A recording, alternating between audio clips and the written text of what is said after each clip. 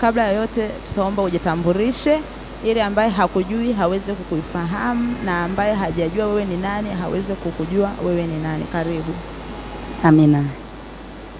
Kwa majina naitwa ni mchungaji Deltaeli Makishe, ni mchungaji msaidizi wa mahali hapa na pia ni mke wa mume mmoja na ni mama wa watoto 4 na wajukuu 4. Amen. Mungu akubariki. Amen. Lakini tunaomba kujua una muda gani katika wokovu au ndani ya wokovu? Mimi nina miaka 31 kwenye wokovu. Miaka 31. Wow, Mungu akubariki sana. Amen. Miaka 31 kudumu katika wokovu sio kitu cha rahisi. Unajua changamoto ni nyingi, lakini Mungu amekusaidia mpaka umefikisha huo muda. Mungu akubariki sana. Amen. Swali lingine ni changamoto gani ulikutana nayo baada ya kuokoka kutoka kwa familia, ndugu, jamaa na marafiki, na uliwezaje kuishinda hiyo changamoto? Amina. Changamoto ni nyingi unapokuwa umeokoka, kwa sababu wokovu ni wa mtu binafsi. Hakuna wokovu wa watu wengi. Unapokuwa umeamua kuokoka, manake unaamua wewe, na kama umeamua wewe manake umetoka kwenye kundi fulani, sasa umeamua kuingia kwa Yesu, manake ni lazima utakuwa na maswali juu ya wale watu uliokuwa nao, kwa sababu mambo uliokuwa unafanya nao au unashirikiana nao, kuna mahali pengine itakubidi kwamba utengane nao, uache yale mambo fulani ili uweze kudumu katika upande ambao umeingia, na utakapokuwa umejitenga kwamba ushirikiane nao tena katika yale mambo ambayo mlikuwa mnafanya toka hapo mwanzo, ni lazima utakuwa na maswali. Wakati mwingine watajiuliza, huyu mtu kajitenga, kabadilika, sijui kawaje, yani maneno mengi na maswali mengi watakuwa nayo, na kwa sababu hiyo inaweza kukuletea hata hali ya kuona kwamba wewe umejitenga na sisi, na kama umejitenga na sisi basi tutakuwa kushirikishi baadhi ya mambo fulani. Kwa hiyo unaweza kukutana na changamoto hata ya kutengana na ndugu. Unaona kabisa wamejitenga na wewe, hawakushirikishi baadhi ya mambo, hata kwenye kiujumla, hata ile kuwa karibu nao, unaona kuna kitu kimepungua, kwa sababu tayari wewe umetoka kwenye upande wao umeingia kwenye upande mwingine. Amen. Mungu akubariki. Kwa hiyo tunachokipata hapa kwamba uokovu ni kujitenga. Amen. Au uokovu ni tuseme hivyo, ni kujitenga. Aidha wewe utajitenga na ile jamii yako ya dhamani, au jamii yako ya dhamani itakutenga wewe. Kwa unapoamua kuokoka lazima kubaliana na wewe yote. Mungu akubariki sana. Amen. Kitu kingine, kitu gani ambacho ulikitarajia sana baada ya wewe kuokoka, au yani nini ambacho ulitamani kwamba ninavyokoka natamani Mungu afanye hiki kitu? Ni kitu kipi hicho? Mungu akubariki. Amina. Ni kweli mimi nilipookoka, kwanza mimi niliokoka nikiwa nina mtoto alikuwa anaugua. Mtoto ambaye nimemzaa toka amezaliwa amekuwa ni mtu wa hospitali, manake haipiti wiki bila kwenda hospitali. Kwa hiyo unaenda hospitali wiki hii unapewa dawa, unakuja wiki ijayo unaenda hospitali unapewa dawa, kwani unaenda hospitali mbalimbali ukijaribu kuangalia kwamba ni hospitali gani itakayoweza kukupa dawa ambayo itamponya mtoto. Kwa hiyo nimejikuta kwamba ninakuwa kama hospitali ndogo nyumbani kwangu kutokana na zile dawa za kila wiki. Na sasa siku moja nikawa nimeingia kanisani kutaka kulikuwa na injili. Sasa nilivyoingia nikakutana wanahubiri injili, na kutokana na kwamba mtoto alikuwa anaumwa nikaamua kuokoka. Na niliamua kuokoka nikijua kabisa kutokana na mahubiri niliyoyapata kwamba mwanangu naye atapata kuponya. Kwa hiyo nikajua ataponywa kutokana na maombi nitakapokuwa nimeokoka kutokana na injili iliyokuwa inahubiriwa. Kwa hiyo na mimi nikaokoka namna hiyo. Amen. Baada ya kutarajia hicho, je, ulikipokea au ulipokea huo uponyaji kwa mtoto? Ni kweli baada ya pale nilipokea uponyaji wa mtoto. Mtoto wangu alipona kutokana na ule ugonjwa uliokuwa unamsumbua.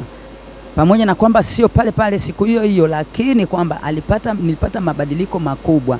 Niseme kwamba Mungu kuna kitu aliniongezea mimi cha kuweza kusimama kwenye kumwamini hata pamoja na ile hali aliyokuwa anapitia mtoto, lakini nilikuwa na matumaini makubwa ya uponyaji, kwa sababu toka mwanzo nishakuwa sikia injili ya kwamba Yesu anaponya, na licha ya kusikia tu kwamba niliwaona hata watu wengine wakiponywa kutokana na semina hiyo niliyohudhuria hapo mahali. Kwa hiyo na mimi nikatumaini na nikaamini kwamba na mimi mtoto wangu atapona, na ni kweli alipona, kwa sababu yale masumbufu ya mwanzo hayakuwepo tena. Mwendelezo ule ukawa umemfikisha mtoto kwenye kupona kabisa. Wow, Mungu akubariki. Na wakati huo mtoto anapitia changamoto ya kuugua, alikuwa na umri gani? Muda huo alikuwa hajafikisha mwaka, ni kitu kama miezi 6, 7 hivi katikati hapo. Kumbe alikuwa mdogo sana. Mungu akubariki. Umesema una miaka 31 ndani ya wokovu. Kwa maana hiyo tunaamini uliokoka ukiwa binti. Amen.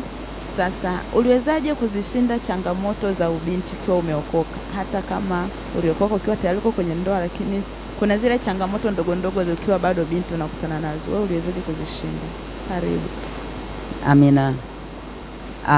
Kwamba mimi sikuokoka nikiwa binti, mimi niliokoka baada ya kuolewa. Mimi niliokoka baada ya kuolewa, na pamoja na hayo, pamoja na kuokoka baada ya kuolewa, lakini kwenye ubinti wangu mimi sikuwa nimefungua mlango sana wa yani kama vijana hivi kuingia kwangu. Nilikuwa nimefunga huo mlango. Kwa hiyo niliweka mpaka, hata mtu anayetaka kuja kwangu ni lazima ajiulize, ajihoji, aje kwangu. Akija tu anafika, lakini anashindwa kutoa kile alichonacho, kutokana na kwamba mimi huo mlango sikuwa nimeufungua wa kuingilika kirahisi. Kwa hiyo mtu anaweza kuja mpaka hapo na unamwona kabisa huyu mtu alikuwa na neno ambalo alitaka kuzungumza, lakini anafika pale anashindwa kulizungumza kwa sababu hapati mahali pa kuanzia.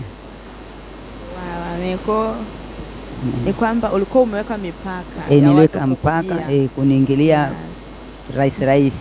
Mungu akubariki sana. Lakini katika wokovu ni jambo gani Mungu ambalo alilitenda kubwa sana kwako ukiwa uko tayari ndani ya wokovu, kiasi kwamba mpaka leo ukikumbuka unasema hili jambo Mungu alihusika 100%, na kiasi kwamba kama Mungu asingehusika basi changamoto nisingeishinda? Ni jambo gani? Karibu. Amina. Kama nilivyosema kwamba niliokoka nikiwa na mtoto anayeumwa. Huyo mtoto nililazwa naye hospitali baada ya changamoto yake hiyo ya kuumwa sana. Aliumwa kwa sababu alikuwa na tatizo la asthma. Sasa alipokuwa na hili tatizo niliweza kwenda hospitali Muhimbili nikalazwa. Sasa wakati nalazwa naye ni kwamba mtoto yuko serious. Manake hawezi kulia, hawezi kupumua, paka hata kucha zimeanza kuwa za blue, kiasi kwamba ni dalili zinazoonyesha kwamba oxygen iliisha kwa mtoto. Kwa hiyo alikuwa ni mtoto tu anakodoa tu jicho, lakini hawezi kufanya kitu kingine chochote. Kwa hiyo nilivyolazwa naye hospitali, yeye alionekana kwamba ndiye anayeumwa. Katika wagonjwa wote waliokuwa wamelazwa kwenye ile wodi, nilionekana kwamba mimi mtoto wangu ndiye anayeumwa zaidi, kwa sababu nililazwa kwenye wodi ya watoto. Sasa wale wamama wengine waliweza kuacha watoto wao vitandani, wanakuja kumwangalia wa kwangu kuona kwamba yeye ndiye anayeumwa, na vile alivyokuwa aliwekewa oksijeni, akawekewa maji, akawekewa mpira wa chakula. Kwa hiyo yuko hapo kitandani, yani mashine ndio zinafanya kazi, mtoto hana chochote anachoweza kufanya. Kwa hiyo na mimi nilikaa pale nikawa namwangalia tu mtoto, sina cha kumfanyia chochote. Lakini ni kutokana na hali hiyo, wakati huo ndio sina muda mrefu sana kwenye wokovu. Nilikuwa sina muda mrefu, wala nilikuwa sijui kuomba vizuri, sijui kusoma neno, hata neno lenyewe silijui. Lakini nilichofanya, nilijinamia kitandani pale alipokuwa amelazwa mtoto. Wakati mtoto ametundikiwa hiyo mipira yote, alikuwa hawezi kufanya chochote, wala mimi siwezi nikafanya chochote. Kwa hiyo nimekaa tu pale kama picha. Lakini nilinama kwenye kitanda. Nilipoinama kwenye kitanda, niliongea maneno magumu kidogo ambayo simshauri mtu yeyote aweze kuzungumza hayo maneno. Kwa hiyo inawezekana yalikuwa ni ya kwangu tu mimi, lakini mtu mwingine asije akaiga akazungumza hayo maneno. Nilinama nikamwambia Mungu, mimi sina siku niliyoomba kupata mtoto, ila mimi ulinipa mtoto mwenyewe kwa kupenda. nikapata mtoto na nimembeba miezi 9 na nikamzaa, na huyu mtoto ndio huyo hapa na anaumwa. Sasa Mungu, mimi sijui chochote cha kufanya, sina cha kufanya, ila mtoto huyu hapa ni wa kwako, we mwenyewe unajua cha kufanya. Nikiwa nimejinamia. Sasa wakati nimejinamia, nakuja nainua macho, nakuta mtoto amechomoa mpira wa oksijeni. Sasa hilo liliniogopesha sana kiasi kwamba kwanza nikasema nitaonekana ni mama mzembe. Nimeshindwa kumwangalia mtoto mpaka anaondoa mashine ile ya oksijeni. Nikawa nimeogopa sana, lakini ilibidi nikamwambie nesi. Nilivyomwambia nimwita nesi, akaja akamwangalia, basi kweli tukakuta mtoto anapepesa macho, anainua mkono, anageuza mkono. Hapo mwanzo alikuwa hajigusi, anapepesa macho, halafu yani kama dalili kama anataka kulia. Basi nesi akaniambia basi ngoja tuache apumzike, baadaye kidogo tutamwekea tena, lakini akaniambia hebu jaribu kumnyonyesha. Basi nikajaribu kumnyonyesha, mtoto akanyonya. Alivyonyonya, toka wakati ule hakurudishiwa tena ile mashine, na ikawa ndio uponyaji wake. Toka wakati ule akapona moja kwa moja, tukatoka hospitali na mpaka hivi leo. Kwa hiyo hilo lilinipa kumtumaini Mungu na kumwamini Mungu sana kwa mambo makubwa, kwamba katika jambo ambalo Mungu amelitenda 100%, likuwa ndio hilo jambo Mungu amelitenda 100%. Manake hakuna cha kusema kwamba ni nini alichofanyiwa wala nini alichopewa, lakini Mungu aliangalia katika uchanga wangu akamponya mtoto mpaka hivi leo. Namshukuru Mungu kwa hilo. Amen. Mungu akubariki na hongera kwa ushindi. Amen. Amen. Kwa sasa umekuwa mchungaji na tunaamini kwamba umekaa katika ndoa muda mrefu, na tunajua ni mama wa watoto ambao ni wacha Mungu na watumishi wazuri wa Mungu. Sasa katika jamii ambayo tunaishi sasa, kumekuwa na changamoto katika eneo la malezi. Katika eneo la malezi kidogo tumekuwa na changamoto. Sasa tunaomba kujua wewe kama mama, ambapo sasa una watoto ambao ni watumishi wa Mungu, ni mfumo gani ambao uliutumia katika eneo la kulea, au ni misingi gani ambayo wewe ulisimamia kwamba hiyo iliwasaidia watoto wako na ilikusaidia wewe pia kuwalea watoto na kuwafanya wewe watumishi wazuri na wacha Mungu wazuri? Karibu. Amina. Kwa kweli, kwa hilo siwezi nikajisifu sana kwamba mimi naweza nikalea, niliwalea watoto wangu vizuri wakafika hapo walipo. Siwezi nikajisifu kwa hilo, kwa sababu sijui kama kuna mtu mlezi anaweza kulea kama Mungu mwenyewe hajalea. Ninachotambua ni kwamba watoto ni wa Mungu. Sisi tunapewa kubeba miezi 9, tunazaa, na tukizaa tumemzalia Mungu, kwamba sio watoto wetu, ni wa Mungu. Na kama ni watoto wa Mungu, ni Mungu mwenyewe anayewatunza na kuwalinda na kuwalea. Kwa hiyo sisi ni mayaya tu, tunakaa nao kama watu tuliokabidhiwa kwa kipindi fulani. Tunawalea kama mayaya, kama vile mtu anaweza kumchukua yaya akakaa nyumbani kwake na kulelea watoto wake, wakati yeye akaenda labda kwenye kazi zake, kwenye biashara, kwenye nini. Na jambo tunaloweza kujua ni kwamba kama wewe umemwamini mtu ukamleta nyumbani kwako akulelee watoto, manake umehakikisha ile tabia ya yule mtu anayelea watoto wako. Manake wale watoto wadogo wanaolelewa na yaya na binti wa kazi, wale watoto, kumbuka, kwa muda mrefu wanaona tabia za yaya. Kwa hiyo kama wanaona tabia za yaya, ndivyo watakavyokuwa na tabia za yaya. Kwa hiyo watajifunza tabia za yaya, wataenda na mwenendo wa yaya, mazungumzo yatakuwa kama ya yaya, kila kitu yatakuwa kama cha yaya. Kwa hiyo wewe unayekaa na watoto una nafasi kubwa ya kuingiza kitu ndani ya watoto. Tuna vitu vingine tunavyovifanya tu tunaona kwamba ni vya rahisi, ni vyepesi, lakini hivyo vyepesi ndivyo vinavyowalea watoto. Kwa mfano, mimi nilikuwa siendi ibadani bila kuchukua watoto wangu, naambatana nao, iwe ni kanisani, iwe ni kwenye mikutano, iwe ni kwenye semina, naambatana nao, tunaenda nao, kiasi kwamba hata kama ni mbali. Kipindi tulivyookoka sisi tulikuwa na huduma hizi za ibada zilikuwa zinafanyika mashuleni, mikutano ilikuwepo, mikutano ile ya kuunganisha makanisa. Kwa hiyo kama Mnazi Mmoja tumeenda sana, Jangwani tumeenda, Biafra tumeenda, yaani na kote huko ninapoenda niko na watoto wangu. Mimi nina watoto 4, lakini mmoja alikulia sana kwa bibi huyu wa kike, lakini watatu wa kiume nimekaa nao sana. Kwa hiyo kila mahali nilikokuwa naenda nao, iwe ni kwenye mkutano, kiasi kwamba hata njiani watu walikuwa shaniwekea majina kwamba mama wa watoto watatu. Kwa hiyo nikipita tu mama watoto watatu. Kwa hiyo hata wakati mwingine nimefika siku moja Magomeni, kuna baba mmoja alikuwa anauza mahindi pale tulikokuwa tunashukia. Kwa hiyo tukifika tu pale, tukishuka tu kwenye gari ili tukapande gari la kuja Mabibo, lazima wale watoto wanalilia mahindi kwa yule baba. Kwa hiyo alikuwa ameshawajua tukifika tu pale anawapa mahindi. Kwa hiyo sasa siku moja nikiwa nimeshakuwa kanisani hapa, tuko kwenye kanisa hili hapa, nimepita pale nikamkuta yule baba yuko tip top anauza mahindi. Akawa ananiuliza, wewe mama watoto watatu, watoto wako sasa hivi si wakubwa sana? Akamwambia ni wakubwa. Kwa hiyo nilijulikana namna hiyo, mama wa watoto watatu. Kwa hiyo sio vyema sana kuacha watoto nyumbani wakati wewe mzazi unaenda ibadani. Ambatana na mtoto. Mtoto mdogo huwa anapokea vitu kirahisi zaidi. Kile yani kimatendo, yani kile kitu unachokifanya ndicho anachojifunza zaidi kuliko ni kile cha kuambiwa.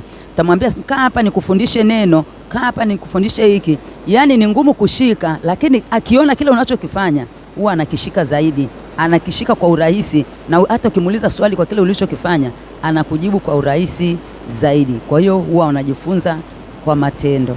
Kwa hiyo Tongo amefikia hapo, si kwamba sina namna ya kuweza kusema kwamba mimi niliwalea namna hii na namna hii, labda ndio maana wakafika pale. Hapana, labda ni kwa sehemu hiyo tu ndogo niliweza kusimama na watoto. Amen. Amen. Mungu akubariki. Nimejifunza kitu hapo kwamba tunatakiwa kuambatana na watoto mahali popote tunapoenda, kwa sababu kile tunachokifanya watoto wanapoona ndicho kile ambacho na wao watakiiga. Amen. Mungu akubariki mama. Amen. Lakini kwa uzoefu ambao unao sasa kwenye ndoa, kwa miaka hiyo ambayo umeishi kwenye ndoa na naamini umekuwa mama bora kwa watoto na kwa familia yako pia, ni nini ambacho unaweza ukatoa ushauri kwa mabinti wa sasa ambao wanatarajia kuwa na ndoa nzuri, wanatarajia kuwa na ndoa za kudumu, wanatarajia kuwa na ndoa ambayo kila mtu atatamani hiyo ndoa awe nayo, au ndoa ambayo itakuwa ni utukufu mbele za Mungu? Nini unawashauri? Amina. Mimi nawashauri mabinti wanaohitaji kuingia kwenye ndoa, wakumbuke ndoa ni huduma. Ni zaidi ya hicho wanachokifikiria na kukitazama.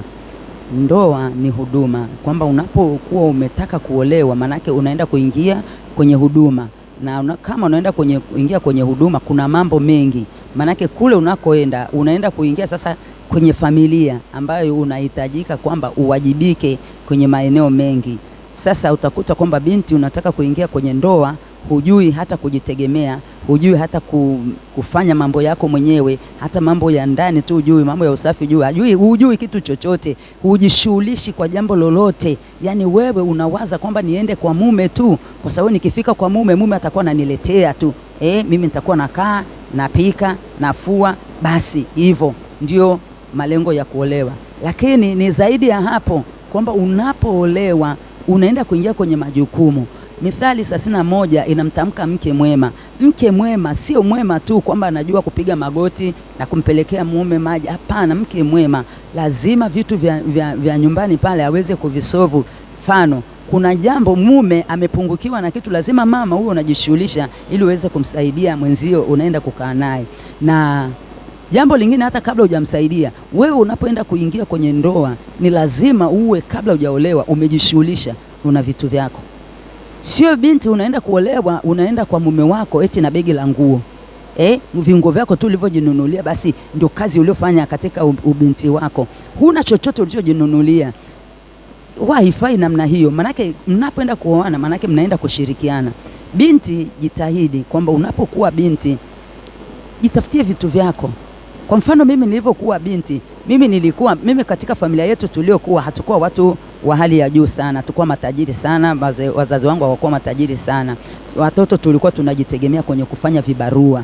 Tunafanya vibarua, tunapata hela za kujikimu. Hata wakati mwingine hata na familia tunaisaidia. Lakini nilikuwa nanunua vitu vyangu, nanunua vifaa vyangu, vitu vyangu vinavyonifaa mimi, ninavyoona kwamba mimi kwa uwezo wa pesa nilionayo naweza nikanunua ambavyo vitanisaidia mimi na vitanisaidia kule tunakoelekea. Na havikuwa hivyo tu vya kwenda kwa mume wangu, hata vya pale nyumbani. Manake kama najishughulisha nanunua, yani nyumbani tulikuwa hatupungukiwi. Mgeni hawezi kuja nyumbani akose jagi zuri la maji, akose kikombe kizuri cha maji, akose kijiko kizuri, alafu na mimi binti nipo. Nilikuwa siwezi kufanya kubali jambo hilo, na hilo nilifunza kutokana hata kwa dada zangu. Hawakuondoka nyumbani kizembezembe, lazima walijishughulisha na waliacha vitu nyumbani na waliondoka na vitu kwenda kwa waume zao. Kwa hiyo na mimi nilipitia kwenye huo mstari. Kwa hiyo binti, usitake kuondoka na kifurushi chako cha nguo tu. Jua kule unakoenda ni kwa mume, umeenda kwa mume ambaye anaanza maisha, mnaenda kuanza maisha. Sasa wewe unategemeaje kwenda kuvikuta vitu vyote kwa mwenzio tu wakati wote mmeenda kuanza maisha? Chukua kile cha kwako ulicho nacho, na kile alicho nacho kitawasaidieni kwenye maisha, mtasonga mbele vizuri, na hapata kuwa na ubaguzi pale mtu atakayesema hiki ni cha kwangu au kicho ni cha nani. Utakapokuwa mmeshirikiana namna hiyo, ndio mambo ya umoja yanaanzia hapo. Mume atakuwa naona kweli mke wangu kumbe ana bidii. Kwa hiyo yani upendo na ushirika unaanzia kwenye vile vitu vya kuona, na kwa sababu kwamba mwanamume hawezi kujitosheleza. Mwanamume huwa hajitoshelezi. Hata kusema kwamba kuna mwanamume anayenunua vitu vyote vikatosheleza ndani ya nyumba, hayupo. Manake hajui vitu vya kununua ndani ni vipi. Lakini mwanamke unajua, ukiwa kama binti unajua kabisa vitu vya kununua ndani ya nyumba ni nini. Naweza nikasema najua nitanunua vikombe, nitanunua vijiko, nitanunua shuka, nitanunua matandiko, nitanunua vitu hata vitambaa vya kwenye viti vyangu, nitanunua hivyo vitu vidogo vidogo. Si rahisi kwa mkuta mume amenunua hivyo vitu vidogo vidogo hivyo. Hawezi akanunua hivyo vitu kwa sababu huwa kwanza hawakumbuki kununua hivyo vitu vidogo vidogo. Lakini wewe umeolewa ukaenda na vitu vyako, alafu kwenda kumkuta amenunua kochi zake pale, alafu katandika vitambaa, si jambo zuri. Unapendeza huko ndani, badala ya kwenda kule mpaka ukasubiria kwamba upewe hela ukanunue. Kwa hiyo binti, jifikirie kwanza, usikurupuke tu, usihemke tu. Zile ndoa za mhemuko kwamba umeona rafiki yako kaolewa au umeona yule amekaaje kwenye ndoa na wewe kaamua kuingia huko kifujo, manake hutapata kitu chochote, hutaweza kufanikiwa. Utaiona ndoa chungu, utaona wanachokisema watu kwenye ndoa ni cha uongo, lakini ni kwa sababu wewe umeingia kabla ya wakati. Amen. Amen. Mungu akubariki sana. Ushauri mzuri kwamba tunatakiwa kutia bidii, lakini tunatakiwa kujishughulisha kabla tujaingia kwenye ndoa, na tunatakiwa kupunguza miemko kama mabinti tunaotarajia kuingia huko. Mungu akubariki. Lakini unatushauri nini kwa sasa vijana ambao tuko ndani ya wokovu, especially katika dhama hizi ambazo tunaona mambo mengi yamebadilika, ukisasa umekuwa mwingi, utandawazi umeshika dunia, teknolojia na teknolojia iliyopo sasa inaharibu watu wengi, especially kwa vijana. Lakini mimi unawaambia vijana ambao wameokoka sasa na dunia hii ambayo inaenda kasi katika utandawazi na teknolojia? Karibu. Amina. Bwana Yesu asifiwe.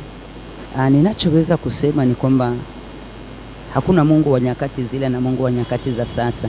Mungu ni yule yule aliyekuwepo toka mwanzo, ndio aliyeko sasa na ndio yuko mpaka milele. Uweza wake uko pale pale, nguvu zake ziko pale pale, matendo yake makuu yako pale pale. Sasa ni hapa tu vijana wasijisahau kutembea na ukisasa, wakamwacha Mungu, wakataka kumpeleka Mungu naye awe wa kisasa. Kitaka kumpeleka Mungu awe wa kisasa, Mungu hatakuwa wa kisasa, ila watakuwa wamemwacha Mungu, alafu wao wanaingia kwenye ukisasa. Mungu yuko pale pale. Na kile anachokisema kwenye neno lake manake ndicho kinachodumu kuwa siku zote. Manake kuna vitu vinaweza vikawa vimebadilika lakini sio vitu vingi. Kwa mfano labda vinaweza kubadilika hizi labda simu, kuwasiliana. Zamani tulikuwa tunaandikiana barua, unaposti barua kwa njia ya posta inaenda, lakini siku hizi kwamba hakuna mtu anayeposti tena barua, anapiga tu simu mara moja, mmewasiliana na mtu, mmemaliza. Hivyo ni vitu ambavyo vipo visivyoweza kuepukika. Lakini sasa kuna vitu vingine tunavyovikuta kwenye huu utandawazi ambavyo vinafanya hata vijana sasa kuhemka vibaya, hata kutaka kuingia kwenye mahusiano kutokana na huo utandawazi. vinachochea vijana kuingia kwenye mahusiano kabla ya wakati, na kama kijana atakuwa anafuatilia na kuenenda na huo utandawazi, kumpenda Mungu hakuwezi kuwa ndani yake, kwa sababu ukifuatilia huo utandawazi, kuna vitu vimekaa wazi zaidi. Viko vitu ambavyo viko wazi ambavyo vilikuwa huko nyuma vilikuwa vinamsubiri mtu afikie kwenye wakati wake avijue, lakini kwa wakati huu anavijua kabla hata ya wakati wake. Kwa hiyo sasa akiruhusu huo utandawazi uingie kwake, manake huo utandawazi utammeza, hataweza kwenda na Mungu. Manake tukiingia huko kwenye simu tunakuta vitu vya ajabu vinavyotokea. Sawa, tunasema simu ni nzuri, lakini ukiingia zaidi unataka kuipeleleza, kuichunguza simu na kufuata hali ya sasa ya udigitali, kwamba itakupoteza. Kwa hiyo ninachoshauri ni kwamba kijana, baki kwa Mungu, Mungu asiyebadilika.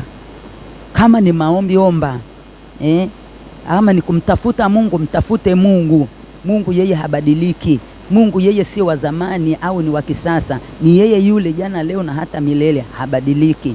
Kwa hiyo kwa Mungu huyu asiyebadilika kuna mambo mazuri yanayoendelea na ambayo yatakujenga na kukuimarisha kama kijana. Amen. Amen. Mungu akubariki, kwamba hatutakiwi kubadilishwa na nyakati wala utandawazi na wala ukisasa uliopo kwa sasa.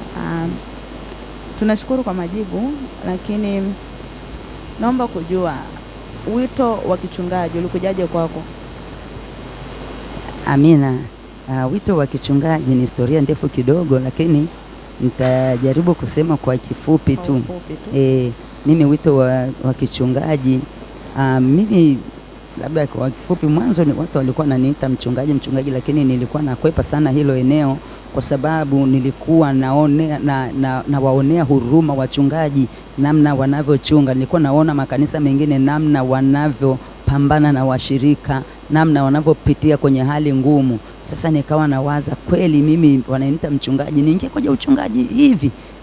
Changamoto hizi wanazokutana nazo, hali ngumu hii. Wakati mwingine unamkuta mchungaji kweli hana mahitaji yake ya msingi, hana, lakini ni mchungaji, na kwa sababu anachunga kundi, hana muda wa kwenda kujitafutia ili aweze apate vitu vyake na apate vitu vya kuhudumia kanisa. Kwa hiyo unamkuta ni muhitaji. Kwa hiyo hivyo vilikuwa vinanifanya kwamba nawaza sana, kiasi kwamba naona kama uchungaji hapana, na nilikuwa naona ni kazi ngumu sana.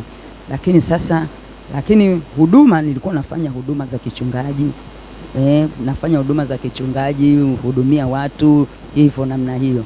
Sasa mpaka siku moja hapa mchungaji akiwa, kwanza nikawa najiuliza kwamba kuitwa mchungaji ni mpaka uende chuo. Bila kwenda chuo huwezi kuwa mchungaji. Kwa hiyo nikawa nawaza, wananihitaji mchungaji wakati mimi sijaenda chuo bwana. Mtu akishaenda chuo akirudi huko ndio anaitwa mchungaji. Kwa hiyo sasa siku moja tukiwa hapa kanisani, mchungaji akaja, akawa ametuita mbele, akatuwekea mkono, akatuweka wakfu kuwa ni wachungaji. Kwa hiyo kweli sasa nikaona kwamba kumbe kile ambacho kilikuwepo nyuma ya pazia kimedhibitika, kiko wazi. Kaona sasa sina mahali pa kukwepa, kumbe kile kilichokuwa kinasemwa ndicho kimefika sasa.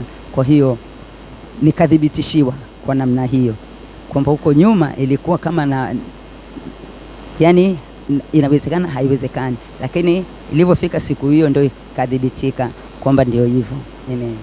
Amen. Na siku hiyo ilipofika, uliupokeaje? Yani uliupokeaje uchungaji baada ya kuwekewa mikono? Baada ya kuwekewa mikono nilipokea, kwa sababu sasa ni kwenye Biblia kwamba, kumbuka pale mwanzo nilisema kwamba nilijua wachungaji ni mpaka waende wakasome, lakini Biblia inasema Mungu aliita wengine kwa wachungaji, wengine wainjilisti, wengine mitume. Kwa hiyo kama nikawaza nikasema, basi Mungu ameniita, sio lazima nikasome. Kama Mungu aliweza kuita ambao hawajaenda chuo, basi ameniita kwa namna hiyo hiyo. Basi nikawa nimekubali, nikawa nimemwambia Mungu asante, nikaendelea mpaka hivi leo. Amen. Mungu akubariki na hakubariki sana kwa kukubali. Amen. Maana kuna watu wanaitwa alafu hawakubali. Amen. Mungu akubariki. Amen. Na ulikutanaje na mchungaji wetu Mdobiro? Amina. Kukutana na mchungaji Mdobiro, Kumbuka hapo nilivyosema kwamba nilikuwa nauguza mtoto, mimi niliokokea Lutherani. Nilivyokokea Lutherani nikawa naendelea kusali huko Lutherani, lakini ikafika kipindi fulani nilitokea changamoto. Askofu alikuwa anaongoza eneo hili la Dar es Salaam lote aliweka marufuku ya ibada za fellowship kwenye makanisa. Hakuna fellowship, hakuna maombi, hakuna sifa. Sasa katika kipindi hicho kukawa kuna changamoto kubwa, yani kulitokea kama mtikisiko, kwamba sasa kila mmoja alikuwa anajiuliza kipekee kwamba sasa tutaabudu wapi, tutaenda wapi? Maana tunapojua ibada za Kilutheri zilikuwa ni za yani ni za kupasha moto tu, sio kama sasa hivi. Kuna ibada nyingine, kuna wana ibada ambazo zina nguvu, kuna maombi, kuna sifa, kuna nini, lakini wakati ule ilipigwa marufuku kwamba kitu hicho hakuna. Sasa katika kuwaza sana, nikawa nimewaza sasa nitaenda wapi. Kawa namwambia Mungu, naomba nionyeshe mimi mahali pa kuabudu. Basi sasa katika hilo nikawa nahangaika huku na huku na huku, tena mpaka kipindi fulani hivi nilipelekwa kwenye kanisa la Chumvi, nikiwa naambiwa huku Mungu yupo, kuna kanisa zuri, ibada nzuri. Nikaenda kwenye kanisa la huko Posta huko. Sasa lilikuwa linaendeshwa na wa Nigeria fulani. Sasa kipindi cha maombi inamwaga chumvi pale mbele, mnaenda mnakanyaga wote.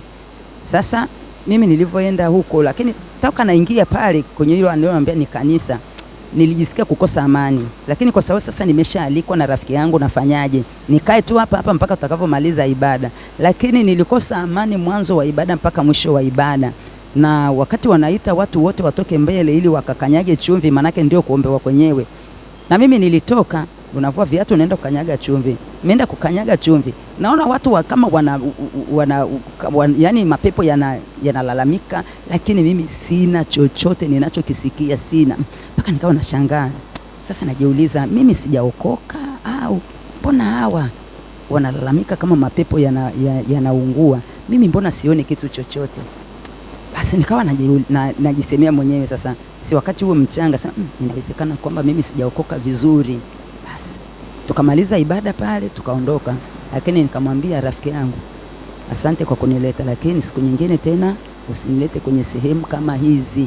Mimi leo ni marufuku, sitaingia tena kwenye sehemu kama hizi.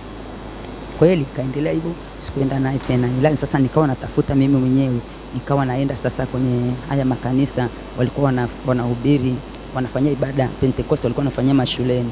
Tukawa tunaenda kanisa moja huku Kombozi. Tukawa tumeenda tunafanya ibada kule, wakaja wakakatazwa mashuleni, wakaja wakamia huku Mabibo Israelini huku Mabibo huku. Sasa nikawa nimehamia nao huko, tukawa tumeendelea pale. Sasa wakati huo bado mimi naendelea kumuomba Mungu, hata pamoja na kwamba nilikuwa huko bado nilikuwa sijatulia, bado namwambia Mungu, nataka unionyeshe mahali nitakako abudu. Basi sasa wakati huo naendelea kumuomba Mungu, siku moja nikiwa nimelala, nikawa nimeletewa picha ya mbaba. Tuko mahali, nadhani tulikuwa na watu wengi. Sasa kuna ubao, alafu kuna huyo mbaba anafundisha. Sasa kwenye ubao anaandika neno na maombi. Sasa nimetoka kwenye ile ndoto, nikaa na tafakari, huyu baba mimi nilimuona wapi? Nikawa namtafuta kweli nimuone hata picha kwamba niliwahi kumuona eneo gani, lakini sikuwahi kujua mahali nilikomuona. Basi nikawa nimetulia sasa, lakini bado naendelea kumwambia Mungu, sasa mimi nitaabudu wapi? Niende nikaabudu wapi? Nataka mahali nitakakoabudu niwe na amani, nijisikie vizuri. Lakini sasa nikawa sasa tukiwa kwenye kusali kule ambapo tuhamia kule Mabibo Jeshini. Siku moja sasa nikiwa nyumbani kwangu, mimi nilikuwa nakaa tu hapo nyuma, kuna msikiti hapo nyuma ya huo msikiti ndio nilikuwa nimekaa. Sasa siku moja jirani yangu akaja kwangu akaniambia, Mama Eriki, kuna mchungaji amekuja hapa kwangu, anatafuta nyumba ili aanze maombi, anataka kufungua kanisa, lakini anataka chumba ili aanze maombi kwanza. Nikamwambia sawa, lakini ameondoka, amesema atakuja tena kesho. Mwambia sawa.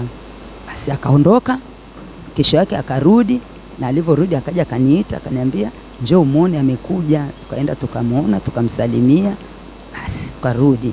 Sasa mimi nimerudi nyumbani kwangu, basi na yule baba akaondoka kwake. Ameondoka, amekuja siku nyingine inayofuata. Ile anakuja tu. Kwanza alivyokuja tu anashuka tu kwenye gari pale kibarazani kwangu, ghafla kama mtu ananikumbusha, wewe unajua ndoto ulioota kipindi fulani hivi ya baba aliyekuwa anaandika neno na maombi.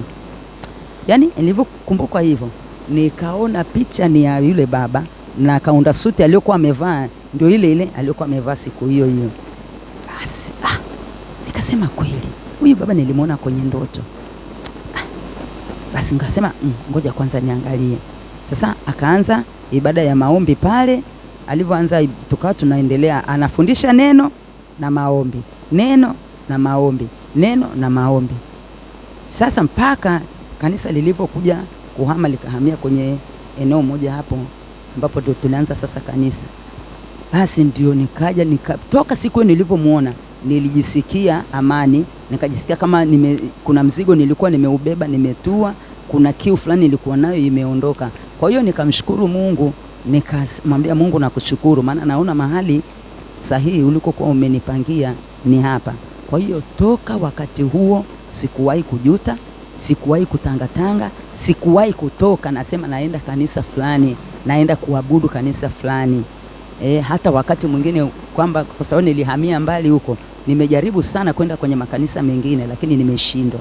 Mwisho wa siku najikuta tu kwamba nakuja hapa. Kwa hiyo niko hapa kwa sababu Mungu aliyeniweka mahali hapa bado hajafika wakati wa kuniondoa. Kwa hiyo kila nijaribu mimi kwa akili zangu mwenyewe nashindwa. Kwa hiyo niko hapa kwa sababu Mungu ameniweka hapa, na hata kama zitokee changamoto, na si kwamba zinatokea, tunakutana na changamoto nyingi ambazo zinaweza kufanya mtu useme mimi ngoja basi nitoke hapa nikatafute sehemu nyingine, lakini bado sipati ule upenyo wa kusema niondoke nikatafute mahali pa kusali. Amina. Amen. Mungu akubariki. Ina maana huyo baba uliomwota kwenye ndoto ndio ni mchungaji Mdobiro. Mchungaji Mdobiro copyright. Yaani siku amekuja na kaunda suti yake ile ile niliyomwona nayo kwenye ndoto. Yaani vile. Yaani sasa sijui kwanza siku ya kwanza aliyokuja sikukumbushwa kwa sababu alikuwa hajaja na ile suti ambayo nilimwona nayo kwenye ndoto, lakini siku anakuja na ile kaunda niliyomwona nayo kwenye ndoto ndio nakumbushwa. Amen. Mungu akubariki na hongera sana. Amen. Tumalizie jambo la mwisho. Mchungaji, wewe umekuwa ni mwanamaombi mzuri na ni mmoja kati ya watu ambao wamefanikiwa kudumu katika maombi muda mrefu. Sasa kwa mtu ambaye anatamani kuwa mwanamaombi mzuri au kuwa muombaji mzuri, nini azingatie? Mimi naweza nikashauri kwamba kwa sababu hakuna bingwa wa maombi, sisi wote tunatakiwa tuwe maombi, kwa sababu kwanza lugha yetu moja ya kuzungumza na Mungu ni maombi. Kama umeokoka ni lazima uwe na maombi ili uweze kuzungumza na baba yako, kwa sababu baba yetu sisi hatumuoni kwa namna hii tumekaa kama hivi tumekaa tuzungumze naye, lakini yuko kwenye namna unapojitenga sasa unazungumza naye kwenye maombi, unawasiliana naye katika roho. Kwa hiyo kila mtu ili aweze kuwa mwana maombi mzuri ni lazima awe amekubali kuomba. Akubali kuomba na akubali kwamba njia mojawapo ya kuwasiliana na Mungu ni maombi. Kama umeokoka huombi, manake wewe huwasiliani na baba yako, manake wewe umekuwa bubu kwa baba, au umemziria baba, au hutaki kumwambia kitu chochote. Kwa namna nyingine basi unaweza kuhesabia kama mtu mwenye kiburi, manake baba amekuzaa na huzungumzi naye kitu chochote. Unategemea tu baba kila siku akwambie shikamoo mtoto wangu au hujambo mtoto wangu, baba wewe anakusalimia. Yanatakiwa mtoto wewe unamsalimia baba na baba akujibu ndio marahaba. Kwa hiyo naweza nikamshauri mtu anayetaka kuwa mwana maombi mzuri kwamba aelewe swala la kuomba ni muhimu kwa mtu aliyeokoka. Pia kwa sababu Mungu wetu sisi hatumuoni, Mungu ni roho, nao wanaomwabudu inapasa kumwabudu katika roho na kweli. Manake hiyo kweli manake ni neno. Tunatakiwa tusome neno ili kwamba tuweze kumwona huyo kweli kwenye neno. Na tukishamwona hiyo kweli kwenye neno, manake tukizungumza naye tunazungumza naye kwa kile alichosema na sisi. Amen. Amen. Lakini kuna mtu anaweza akasema Sasa mimi natamani kuomba lakini siwezi hata dakika moja nikakaa nikaomba. Yaani siwezi. Natamani kuomba. Yaani kule kuomba kwenye kuanza siwezi. Hata dakika moja kwenye maombi kusema nikae dakika moja siwezi. Huyo mtu namsaidiaje? Mimi huyu mtu namsaidia kwamba na hakuna mtu aliyeokoka kweli asiyeweza kuomba, kwa sababu kwanza kuomba sio wewe mwenyewe unayeomba. Unapookoka tu, ukiokoka tu tayari unapewa msaidizi, Roho Mtakatifu anayekusaidia. Ni lazima tu, huna maneno mengi. Utaniambia kwamba sintakuwa na mambo mengi ya kuomba, lakini kwamba Roho Mtakatifu ule naye huwa anakupeleka darasa kidogo kidogo, kwamba unajikuta kwamba umeomba dakika 5, kesho utaomba tena dakika 5, kwa sababu kwanza umekuwa na umejitambua na umejua kabisa mimi nataka kuzungumza na Mungu. Leo utaomba dakika 5, kesho utaomba dakika 10, kesho kutu utaomba dakika 15, dakika 20. Manake utakuwa unaenda juu kadri unavyojenga ile kiu ya kutaka kuomba, ya kutaka kuwasiliana na Mungu. Hiyo kiu itaumbika kila siku. Amen. Mungu akubariki. Naomba kwa leo tuishie hapa. Amen. Mungu akubariki sana. Amina, ubariki. Amina. Mungu akubariki na wewe pia. Amen. Kwa kipindi hiki kizuri. Amina. Mungu akubariki sana. Amen.